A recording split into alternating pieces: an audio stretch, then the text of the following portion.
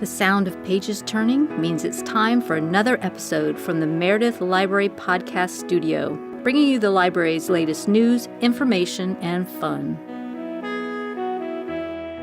Good afternoon, Matthew. Good afternoon, MaryBeth. And good afternoon, everyone, and welcome to episode 53 of Check It Out here at the Meredith Library podcast studio. So, speaking of birthdays, Matthew, America is turning 250 years old. I know, isn't that crazy? The library is 125 and the country is 250. So it's kind of cool to think that when the library was built, then the country was only 125 years old. Only, right. Speaking of America's birthday, do you want to lead off and tell us a little bit about the summer reading program? Yes. The National Summer Reading Program theme this year is Plant a Seed.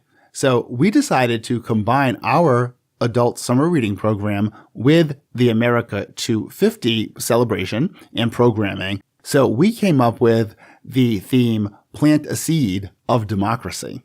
That is fantastic, by the way. Thank you. So that has worked out really well because it ties everything together perfectly. It really does. We want to talk about some of our past events. We kicked this off in April, right?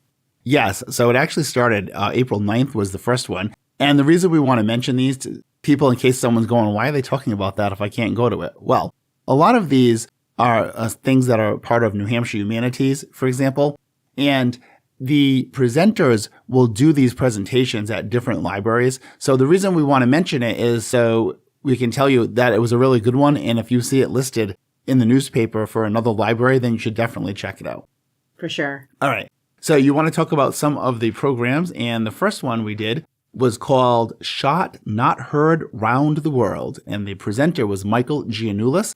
And there was also another presenter who came with him. And I can't think of the other one's name off the top of my head, but they were both really good. One of them had the full garb of a colonial, I want to say costume, but to them it wasn't their costume. Obviously, it was their normal everyday clothing.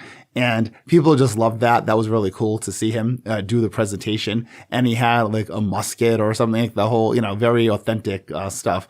And the whole idea of that with that title is the famous shot heard around the world. Of course, we always think of Lexington and Concord, but actually people do not realize that the first shot of the Revolutionary War took place in New Hampshire. And that's what that is all about. That's amazing. We had on April 28th at 6:30 p.m., we had the nonfiction book club selection 1776 by David McCullough. Yes, so that was Erin's book club. And I saw that book on there. That was another one that's like 500 or 600 pages or something. I don't know if you remember seeing that on the table. But they had a great discussion about it. So certainly it's still very timely, and people can find the book here or request it by interlibrary loan if our copy has been taken. Do you want me to lead off for May? Yes. So our first May event was on the 1st. We had Crafternoon with Franz Ceramics, and we did patriotic molds. That was well attended, I think, right? Yeah, so that was really cool. And people can, if they see them, if they saw the things on the website and they missed them, those actually come from Franz Ceramics in downtown Bristol. So only about 20 minutes away from here. And people can still go to her ceramic shop and they can actually paint the same ceramics that we had here at the library. So if they hear, a friend or something shows them what they did here, all is not lost. You can get your own. Just check out Franz in downtown Bristol and she'll be glad to help you, no doubt. Yeah, she's great. That was a lot of fun. We also had The American Revolution by Ken Burns. That was a big watch, a screening. Yes, so that is the American Revolution documentary that Ken Burns and some of his collaborators put together. And it actually premiered last November on PBS. So if you go to pbs.org and go to the website, you can actually still see that. And so here at the library, we had a person, Glenn Knobloch, who has been here for other things, so people might recognize that name. He was facilitating a discussion about what we saw during the screening. And it was about 45 minutes worth of material from something that's actually 12 hours long. So there's still plenty, even if you came to that talk, there's still plenty to actually watch and see and learn from the Ken Burns documentary. Our next May event that we had was on the 14th. It was celebrating America's independence with Beethoven, and that was hosted by Rudy Van Vechten. He was able to play music. So we heard some examples from Beethoven, and he talked all about Beethoven's life. And the whole idea behind the talk was how those concepts of liberty, equality, fraternity, all those things from the Enlightenment, how they inspired the writers of the Declaration of Independence, and they also inspired Beethoven in his music and his life. So that was the connection there. And that's just such a great title that really drew a large audience of people. And just like when you read it perfectly, the way you hear it, you see it written, it kind of makes you think of it or makes you say it in a certain way in your mind. And you did a great job with that. With Beethoven. Yeah. Yeah. And, I wish I would have been able to attend that because it sounded really interesting. Yeah, it was very interesting. We had on the 19th Sons of American Revolution, which was a program put on with the Genealogy Club. Yeah, so Erin had the people from that organization in as guest speakers. And of course, they are descendants of people who were taking part in the American Revolution. Oh, very cool piece. We had on the 21st, Unpacking the Declaration of Independence. That was hosted by New Hampshire Humanities. So the idea behind this is to kind of study or look at pieces of the Declaration and see how it kind of all fits together and put things in context and really make it understandable to us today. Our nonfiction book club, My Dearest Friend by Abigail and John Adams.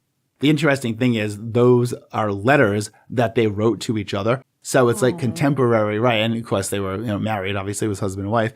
And it's them speaking to each other personally, but then of course they're also talking about the events that they're involved in. So it's kind of amazing. It's like a firsthand account of all those things. And I have not read that book, but I did see a few years ago when HBO did John Adams as a miniseries. And I actually thought this story and their relationship was also featured prominently in that miniseries. And it was really fascinating. So I'm sure the book is good to hear it in their own words as well. Yeah, I bet it is really good. Our upcoming May event on the 28th, Washington, D.C., Designed for Democracy. And our host is Allison Fortier. Yes. So people notice that you just changed the tense a little bit. So when we are recording this, we are trying to plan for this episode coming out before May 28th. And that would be an upcoming event based on when you're hearing this, perhaps, if you are following it as soon as we post things. Allison, who is a member of the Friends here, she has generously offered to sell her books at the event and donate the full retail amount. I think I can't remember, $24.95 or I think off the top of my head, something like that. And so she will not be taking any money for that. She's actually going to donate that entire price to the Friends of the Library. So that's really generous of her. And I think that'll be a really good evening. And so the whole point of the book is discussing how Washington, D.C. itself was designed and how it was a compromise among the states that did not want the capital of the country to be in any particular state, which of course is why it's its own separate entity. Very nice. And let's just pause for a minute and realize that this is part of your design. This is your adult summer reading program. So Matthew is very knowledgeable on each and every one of these events.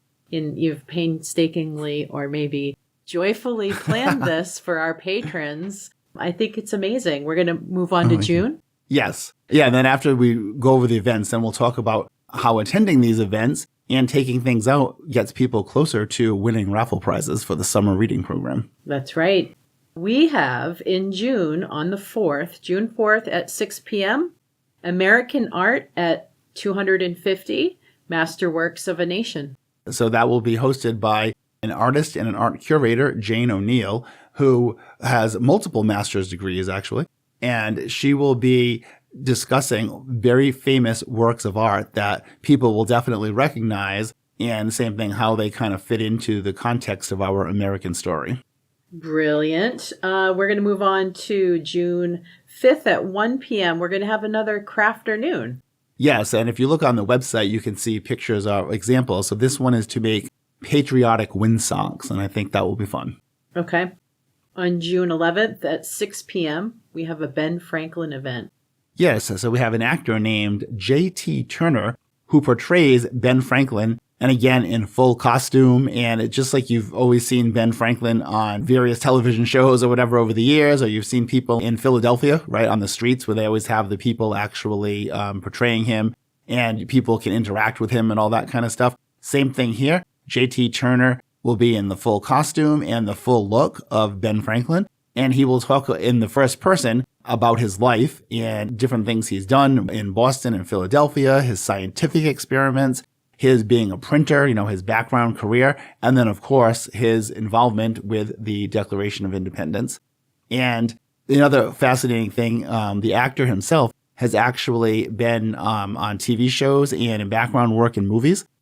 You may recognize the movie Fever Pitch, MaryBeth, and with one of your favorite performers of all time, starring Jimmy Fallon, right? So you may want to ask Mr. Turner if he knows or he met Jimmy Fallon during the filming of that movie. Well, I'll always accept a plug on my fanfare for Jimmy Fallon. Maybe someday he'll be here. Yeah, maybe as a guest, maybe as a host. Who knows? Co-host, you're out. You're out. I know. Sorry. Our next June event would be on the 16th. It's the Genealogy Club, 3 Men and 1 Shilling Knife with Virginia Hansen.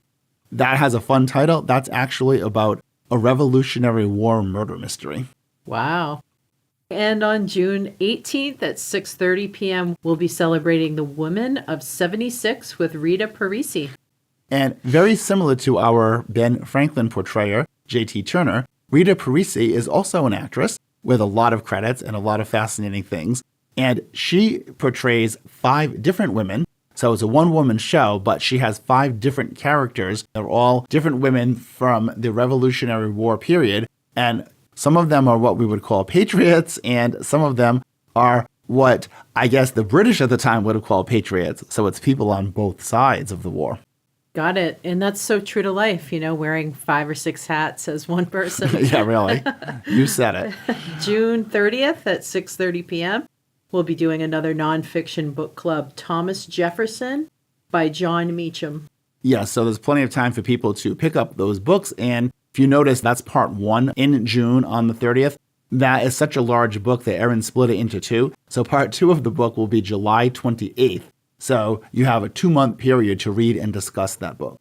On July 9th at 6 p.m., we will be doing Redcoats and Rebels, New Hampshire, and the American Revolution. Now, this particular one, I was at a meeting recently, and the people that were also attending the meeting, they were very excited to hear that we were hosting this because they had missed it at another library, and people are just raving about it, to be honest. Yeah, I've heard a lot of good things about it, too. I haven't seen it, but I actually notice it in the paper from time to time. So it definitely has a good reputation among librarians because many of them choose to host that program. Yeah, it's supposed to be really good.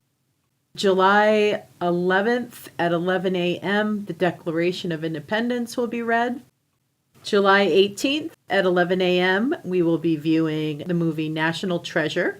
Yes, and you may remember that is starring Nicolas Cage, and the character's name is Benjamin Franklin Gates. And it was, don't you love it?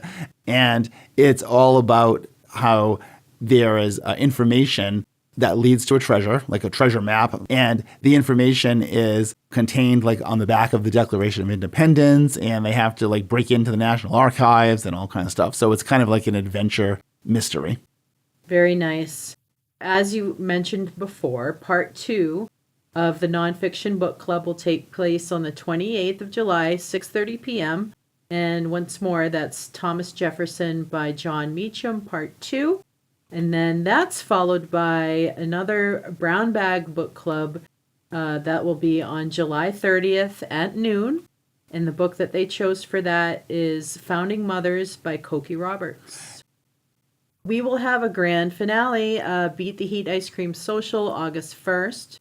From 11 a.m. to 1 p.m. Yeah, so, people loved it when we had our ice cream social on April 1st. Remember the no fooling April 1st? Was it Wednesday, April 1st? As a Sunday afternoon. That was my marketing line, right? So got to use that one again as many times as we can. Anyway, so we had a lot of requests for an additional ice cream social. And I thought that would be the perfect ending to our whole Summer Reading America 250 theme program. And it is on August 1st, and let's just assume it's going to be 100 degrees that day, so ice cream will be perfect. It's a little hot. Yeah, okay, 95? 90? I'm going to say, 74 is like my preferred temperature. Oh, really? Okay. Because it's all about me, right? Well, but I don't know. I think 100, I think maybe in the 80s would be all right, a perfect summer day. Well, that still counts for beat the heat then, right? Yeah, all for right. sure. Okay, so that sounds good. So we'll do our weather prediction. Will be in the 80s that day for Mary Beth. Okay. All right, excellent. And as a recap, we want to just tell everybody to earn for the summer reading. Yes. Yeah, we are reading all of these events, but each event also represents a way to earn a stamp. Yes. So the goal of the summer reading program, of course, is to experience all these great programs and to read some new stuff or listen to audiobooks perhaps, or even watch stuff, DVDs or movies. However, a secondary goal, we'll say, is to earn chances towards the summer reading prize packages. And there are 5 prize packages. They are located on display at the circulation desk, and they are wrapped in plastic, so you can see the 5 different things that are available. And when people either come to a program, one we mentioned earlier, or any other program at the library, they get a chance to earn a stamp towards 12 stamps. And what's the point of getting 12? That's how many you need to get an entry for the summer reading prize package. So all they have to do is go to the circulation desk and pick up the summer reading brochure. And the librarian at the desk will show you that every time you come to a program or you take out an item once per day, you can get a stamp on the form. And then when you complete all 12, because there are spaces for them, it actually spells out America 250 and has some symbols to go along with that. So getting all 12 is all you need. And then you put in your entry. They must be submitted by 7 p.m. on Thursday, July 30th. And then the drawing will be held at 1 p.m. on Saturday during the Beat the Heat Ice Cream Social. So I know I keep saying that all these wonderful events that you organize, I think it's one of your best summer reading programs yet. Thank you. I mean, this page is loaded with events. A lot of choices. And also, too, and we have to give Erin credit as well, because Erin also works on the adult events as well. And especially the ones that really are super popular, those New Hampshire Humanities ones. So she and I had sat down together and looked through the New Hampshire Humanities catalog online. And then also she knew about others, from talking to other library directors and other librarians. That's the first step in it. And then also a lot of them are paid for by grants. And Erin also fills out the paperwork for that too. So yeah, a lot goes into all this planning, and it's wonderful. Yeah, absolutely. And also other things too are sponsored along the way too. So when we're paying for different ones, like such as the actors and actresses coming to do things too, it can be paid for by grants. And also a lot of the times the money comes from the Friends of the Library. They get their money from doing fundraising, right? Like selling all the books at the book sales or the books in the bookstore. And then also people donate directly. So that's a great segue into just thanking our summer reading sponsors. We want to thank our sponsors. We have a couple listed on the gold level, if you'd like to start there. We have the Lions Club of Meredith, Altrusa, Hearts and Hands. Yep. And then for platinum, we have Scott Compton Builders and Meredith Landing. At our silver level, we have Compass Rose, Hearts Restaurant, Walkie One Critters, Overhead Door, the Rosenthals, and Meredith Insurance. And then at the bronze level, we have Erin Apostolos and Mickey Fryenhagen. Do we want to talk about how people can visit our friends at the Meredith Historical Society for the American 250 program? Yes. So the Historical Society is also doing some America 250 programs. And there's actually a connection because on some of these programs, we mentioned the New Hampshire Humanities, they now require people to have co-sponsors. So you're going for other nonprofit or other community groups. So the library also partners with the Historical Society for their events. And so we are advertising them. And June 2nd at 7 p.m. is an event about John Stark. July 7th at 7 p.m. is called Let Freedom Ring. And November 10th, so all the way in November, so you can still celebrate America 250 all the way into the fall, at 7 p.m. is Lafayette Farewell Tour. People can go to the Meredith Historical Society website and they can get more details on what these programs are made of. That's great. One thing to mention as part of the celebration in Meredith on July 4th at 10 a.m. There's a parade, followed by fireworks at Meredith Bay at 9 p.m. So all around town, exciting things are going on in celebration of America 250. Oh, and you know what we should throw in too? One more thing. People can get America 250 shirts right here in the library. That's right. We have a couple different designs, I believe, at least 2, right? Yep. There is one more thing on our summer reading brochure. Credits, which are always fun, right? Credits are very important in intellectual property. For the U.S. at 250, big watch credits, and that refers back to the screening of the Ken Burns documentary. Okay, this event is made possible by New Hampshire Humanities in partnership with New Hampshire PBS, with additional support provided by a Cogswell Benevolent Trust. By the People, Conversations Beyond 250 is a series of community-driven programs created by humanity councils in collaboration with local partners. The initiative was developed by the Federation of State Humanities Councils and the Smithsonian Center for Folk Life and Cultural Heritage. All right. So then after that, we will say goodbye to everyone and go into our credits. That's right. Goodbye, Matthew. Bye, MaryBeth. Goodbye, everyone. Podcast music titled Daytime TV Theme by Kevin MacLeod of Incompetech.com. Licensed under Creative Commons by Attribution 4.0. Podcast copyright 2026, Meredith Library Podcast Studio.